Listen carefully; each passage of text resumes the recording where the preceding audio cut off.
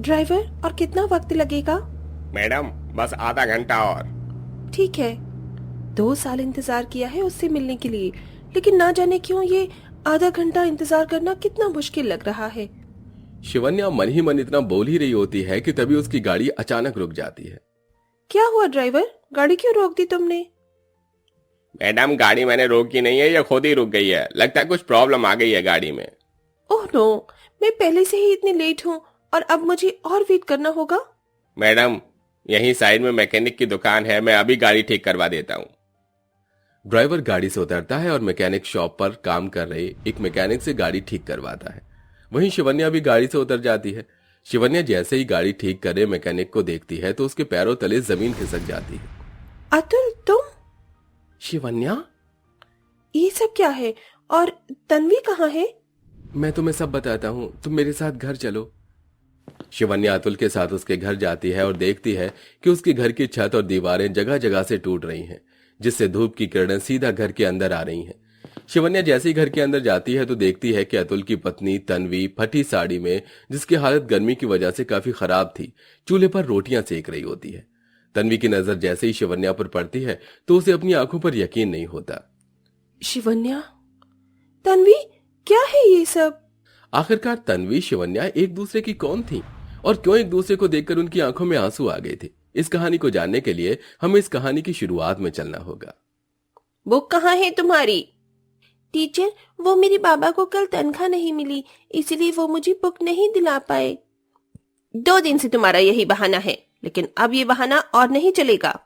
इतना कहकर class teacher Shivanya के हाथों पर स्केल से मारने लगती है और उसे क्लास के बाहर खड़ा कर देती है। जैसे ही क्लास कंप्लीट होती है तन्वी भागी भागी शिवन्या के पास जाती है। शिवन्या, बहुत दर्द हो रहा है ना तुम्हें? अब मैं कल स्कूल नहीं आऊंगी, वरना टीचर मुझे फिर डांटेंगी। जब बाबा की तनख्वाह आ जाएगी और वो मेरे लिए बुक लेकर आएंगे, मैं तभी स्कूल आऊंगी। इतना कहकर शिवन्या क्लास में जाती है और अपना बैग उठाकर रोते हुए अपने घर चली जाती है। और ऐसे ही अगला दिन हो जाता है। नहीं बाबा, मैं स्कूल नहीं जाऊंगी, वरना स्कूल टीचर फिर मुझे आज मारेंगी। मेरी बच्ची, मुझे माफ कर देना।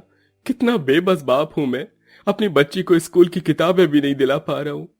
अनुज इतना बोल ही रहा होता है कि तभी वहां स्कूल की ड्रेस पहने और हाथों में एक बैग लिए तन्वी आती है। अंकल, अब रोइए मत, शिवन्या जरूर स्कूल जाएगी। ये देखो शिवन्या, मैं तुम्हारे लिए क्या लेकर आई हूँ। इसमें तुम्हारी सारी बुक्स हैं। अब तुम्हें स्कूल टीचर बिल्कुल भी नहीं डांटेगी। लेकिन तन्वी, तुम बुक्स क्यों ले आई हो? क्योंकि मैं नहीं चाहती कि मेरे दोस्त एक दिन भी अपनी पढ़ाई का नुकसान करे। मैं जानती हूँ कि तुम्हें पढ़ाई करना कितना पसंद है, इसीलिए मैंने कल ही अपने पापा से कहकर तुम्हारे लिए सारी बुक्स मंगवा दी। तन्वी को अपनी बेटी के लिए इतना करता देख सविता और अनुज की आंखों में आंसू आ जाते हैं, जिसके बाद शिवन्या जल्दी से तैयार होती है और तन्वी की लाई बुक लेकर स्कूल जाती है। तन्वी एक बहुत बड़े बिजनेसमैन की बेटी थी, वहीं शिवन्या एक मामूली मजदूर की बेटी, लेकिन दोनों ही एक दूसरे की बहुत अच्छी सहेली थी। जहां तन्वी को हमेशा मौज मस्ती करना, खेलना पसंद था, वहीं शिवन्या को पढ़ाई से बहुत लगाव था। ऐसे ही वक्त गुजरता है और अब ये दोनों सहेलियां बड़ी हो जाती हैं। तू परेशान मत हो, अगर तेरा स्कॉलरशिप में नाम नहीं आया तो मैं हूं ना। तुमने बचपन से आज तक मेरे लिए बहुत कुछ किया है, मैं अब और तुम्हारा एहसान नहीं ले सकती। इसमें एहसान वाली कौन सी बात है? तुम मेरी सहेली कम बहन ज्यादा हो, समझी? टेंशन मत लो, तुम्हारा नाम जरूर स्कॉलरशिप में आएगा, वरना मैं तो हूं ही। शिवन्या लैपटॉप में स्कॉलरशिप की लिस्ट में अपना नाम देख रही थी ताकि आगे की पढ़ाई का खर्चा सरकार उठा सके कि तभी लैपटॉप में लिस्ट ओपन होती है। उस स्कॉलरशिप की लिस्ट में शिवन्या का नाम होता है। ये देख शिवन्या तन्वी दोनों बहुत ज्यादा खुश होती हैं। कंग्रेचुलेशन शिवन्या, मैंने कहा था ना कि तुम्हारा नाम जरूर स्कॉलरशिप में होगा। अब तुम आगे की पढ़ाई के लिए बाहर जा सकती हो। मैं तुम्हें बता नहीं सकती कि आज मैं कितनी ज्यादा खुश हूँ। मुझे तो यकीन ही नहीं हो रहा है। अब पढ़ लिख कर मैं एक कामयाब इंसान बनूंगी और अपने माँ बाप को हर खुशी दूंगी जो उन्हें आज तक नहीं मिली। तन्वी, तुम भी मेरे साथ आगे की पढ़ाई के लिए चलो ना। नहीं शिवन्या, तुम तो जानती हो कि मेरा पढ़ाई में कोई ज्यादा इंटरेस्ट नहीं है। मुझे तो बस अब जल्दी से जल्द अतुल से शादी करके अपना घर बसाना है। तन्वी, तुम जानती हो ना कि अतुल, हाँ शिवन्या, कि अतुल मेरी तरह एक रईस परिवार से नहीं है, लेकिन वो मुझसे बहुत प्यार करता है और मैं भी उससे। लेकिन फिर भी क्या तुम उसके साथ खुश रह पाओगी? एक गरीब का जीवन क्या होता है ये मैं अच्छे तरीके से जानती हूँ। शिवन्या, मैंने अतुल से प्यार किया है और मैं हर सिचुएशन में उसके साथ रह लूंगी। जिंदगी तुम्हारी है, फैसला भी तुम्हारा ही होना चाहिए। मैं तो बस यही चाहूंगी कि तुम खुश रहो। स्कॉलरशिप की वजह से शिवन्या आगे की पढ़ाई के लिए बाहर चली जाती है। वहीं तन्वी अपने कॉलेज में पढ़ रहे एक गरीब लड़के अतुल से बेइंतहा मोहब्बत करती थी, इसलिए वो उससे शादी कर लेती है और हंसी खुशी अपनी जिंदगी जीती है। लेकिन जैसे ही गर्मी का मौसम शुरू होता है, वैसे ही तन्वी अतुल पर गर्मी का कहर भी बरसना शुरू हो जाता है। इस गर्मी ने तो हालत खराब करके रख दी है। क्या हुआ जी, इतने परेशान क्यों हो रहे हो? क्या करूं तन्वी, एक तो ढंग की नौकरी नहीं मिल रही है, ऊपर से इस गर्मी ने भी जीना दुश्वार कर दिया है। आप परेशान मत होइए, सब कुछ ठीक हो जाएगा। मैं आपके लिए मटके का पानी लेकर आती हूँ। हाँ, अब तो इस गर्मी में इस मटके के पानी का ही सहारा है। बढ़ती गर्मी की वजह से अतुल और तन्वी की हालत खराब होने लगी थी। वहीं गर्मी की वजह अब इन लोगों को एक वक्त का खाना मिलना भी मुश्किल हो चुका था। छी, कितनी गंदी बदबू आ रही है। क्या हुआ तन्वी? कल शाम को ही तो मैं सब्जियां खरीद कर लेकर आई थी और ये आज सुबह तक खराब भी हो गई। गर्मी इतनी ज्यादा हो रही है, अगर हमारे घर में भी एक फ्रिज होता तो रोज ऐसे सब्जियां खराब नहीं होती। न जाने अब आने वाले दिनों में इस गर्मी से और क्या क्या होगा हमारे साथ। अब तो एक वक्त की रोटी के लिए भी इस गर्मी ने हमें मोहताज बना दिया है। बढ़ती गर्मी की वजह से अतुल और तन्वी की हालत अब पहले से भी ज्यादा खराब होने लगी थी। घर की छत जगह जगह से टूटने की वजह से धूप उनके घर में आसानी से आती थी, जिसके चलते गर्मी से उन दोनों का हाल बेहाल हो जाता था। मेरा हाथ। मुझे माफ कर देना। अगर मुझे पता होता कि मेरे साथ तुम्हें भी ये दिन देखने पड़ेंगे तो मैं तुमसे कभी शादी नहीं करता। आप ऐसा क्यों कह रहे हैं? थोड़े बहुत रैशेज और घमौरी तो आम बात है। क्या मैं इनसे परेशान होकर आपका साथ छोड़ दूं?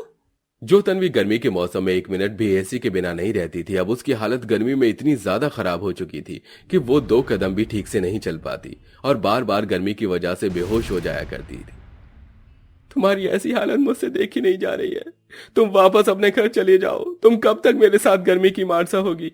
आपसे शादी करने के लिए मैंने अपने माँ बाप का घर, पैसा सब कुछ छोड़ा था और अब आप चाहते हैं कि मैं आपका साथ छोड़कर वापस वहां चली जाऊं? नहीं, मैं ऐसा नहीं करूंगी। अब चाहे मुझे मजदूरी क्यों न करनी पड़े, लेकिन मैं तुम्हें और ऐसी तकलीफ में नहीं जीने दूंगा। अपने घर की हालत और तन्वी को देखते हुए अतुल मैकेनिक का काम शुरू कर देता है। जहां एक अमीर परिवार में जन्म लेने के बावजूद भी बेचारी तन्वी की जिंदगी खराब और गरीब हो चुकी थी।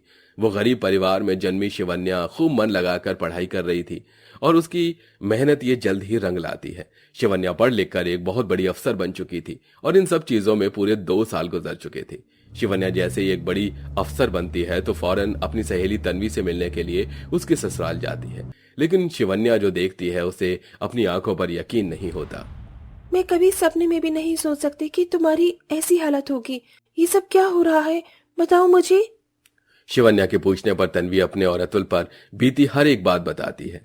तुम्हारे साथ इतना सब कुछ हुआ और तुमने मुझे एक बार भी कांटेक्ट करने की कोशिश नहीं की, लेकिन तुम फिक्र मत करो, अब मैं आ गई हूं ना, सब कुछ ठीक हो जाएगा। तन्वी की ऐसी हालत शिवन्या से देखी नहीं जाती, जिसके चलते शिवन्या तन्वी की हर तरह से मदद करती है। वो उसके लिए एक बड़ा सा घर खरीदती है और साथ ही साथ उस घर के सारे सामान भी देती है, जैसे फ्रिज, कूलर, एसी, पंखा। मैं तुमसे अब ये सब नहीं ले सकती। मैं गरीबी में ही सही, लेकिन अतुल के साथ खुश हूँ।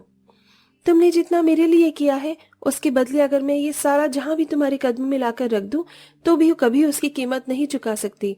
बचपन में जब मेरे पास किताबें नहीं होती थी तो तुम मुझे पढ़ने के लिए किताबें लाकर देती थी, यहाँ तक कि तुम तो मेरी आगे की पढ़ाई का खर्चा भी उठा रही थी। आज मैं जो अपनी जिंदगी में बन पाई हूँ उसमें कहीं ना कहीं तुम्हारा हाथ है। शिवन्या की बात सुन तन्वी की आंखों में आंसू आ जाते हैं और दोनों सहेलियां एक दूसरे के गले मिलती हैं। इसी के साथ शिवन्या पैसे से भी तन्वी की अतुल की मदद करती है और अतुल अब एक नया काम शुरू कर देता है। अब दोनों सहेलियों की जिंदगी में सिर्फ खुशियां ही खुशियां होती हैं।